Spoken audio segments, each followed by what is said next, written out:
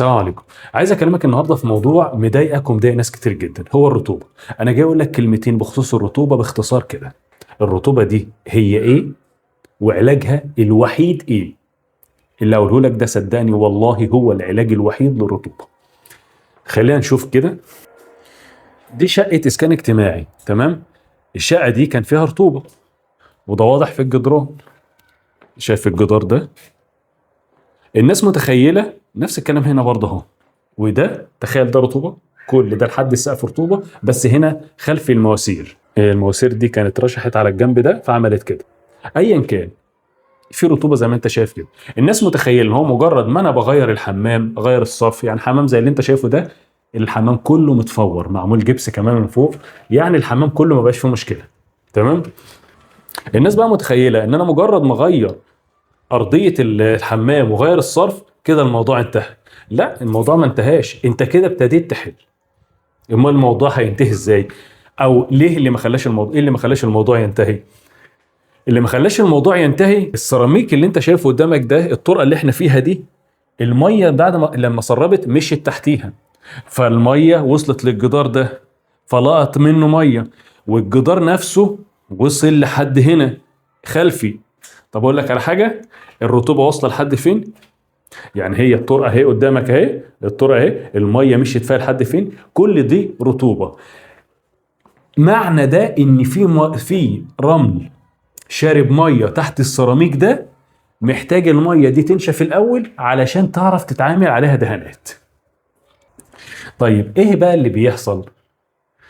اللي بيحصل ان انت بتقع فريسه لصنايعيه بتشتغلك، يا اما ناس مش فاهمه يا اما ناس بتضحك عليك. الرطوبه لو انت مثلا دهنت عليها ماده قويه جدا، اعتبر سي ان انت هتدهن عليها فولاذ، تمام؟ الفولاذ اللي انت هتدهنه ده، او السيلر الحراري، او ماده من كيماويات البناء الحديث، او ايا كان العلم اخترعه، هو هيعمل ايه؟ شايف هنا حاجه؟ احنا ايا كان اللي هندهنه هنا، صح؟ وفي رطوبه ورا الجدار ده او في قلب الجدار ده، الرطوبه دي محتاجه انها تنفس، هتبتدي انها تاكل في الرملايه دي، الماده اللي انت داينها دي كلها هتقع. تمام. بص كده،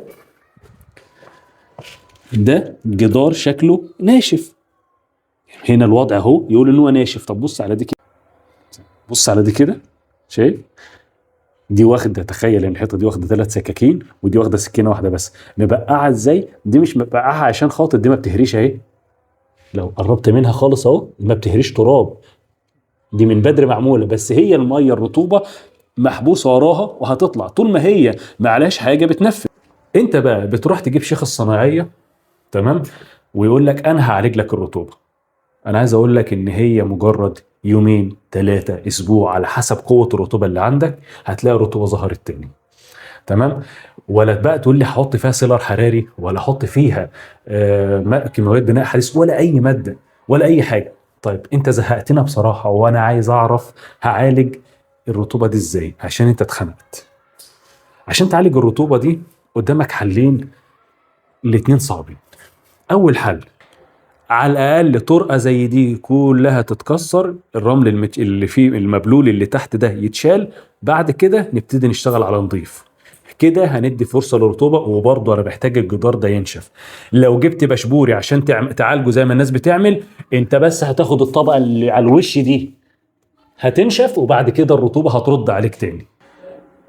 الشقه الوحيده اللي دخلتها كان فيها رطوبه وما عملتش مشكله، وركز 100 مليون مره على الكلمه دي، الشقه الوحيده اللي كان فيها رطوبه واحنا دهناها وما حصلش فيها مشكله، الشقه دي كانت متغيره، كان في زي الشقه دي كده، كان فيها صرف ضارب وبايظ، وبوظ الطرقه زي ما انت شايف في نفس الشقه دي بالظبط. بس صاحب الشقه بقى قال لك انا عايز اغير السيراميك، هو ما كانش هدفه الرطوبه، هو قدرا عايز يغير السيراميك. دي الشقه الوحيده، حط تحتيها مليون خط، الوحيده اللي ما ظهرش فيها رطوبه. فده من كلامي بقول لك ان الرطوبه يا تشيل الرمل المبلول ده، يا اما يا باشا تصبر وقت طويل لحد ما الرطوبه دي تنفس وتهوي وتخلص. وانا كنت عامل فيديو قبل كده، انا دخلت الشغلانه في نفس المكان اللي انا فيه ده، الجار اللي فوق كان عنده رشح، بس كان رشح كبير شويه، والشقه كانت مقفوله، ولحد ما اكتشفوا كان الرطوبه ضربت السقف اللي تحت كله. والله عدى عليها سنتين، سنتين معالج سبب الرطوبه اللي عنده، الجار اللي فوق عالج سببها. وبعد سنتين، تخيل، بعد سنتين جينا نسحب معجون لقينا السقف لسه فيه ميه، فاضطر الراجل ان هو يعمل السقف كله جبس فلات علشان خاطر يدار الرطوبه. فانت عشان ما تقعش في فريسه لحد يشتغلك او تضيع فلوسك، حافظ على فلوسك. الرطوبه هي شيء مؤرق وشيء مقرف، شيء يعني مقزز بصراحه. في طرقه زي دي ما ينفعش تتدارى. بس انت ما قدامكش حل تاني، ما قدامكش حل تاني غير انك تصبر ثم تصبر ثم تصبر.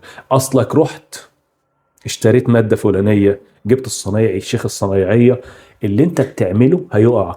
اقول لك في النهايه، انا شفت صنايع من ضمن الاختراعات للرطوبه دي جايب مشمع ولازقه، لازقه، تخيل، على حته المقشره اللي انت شايفها دي، لازقه.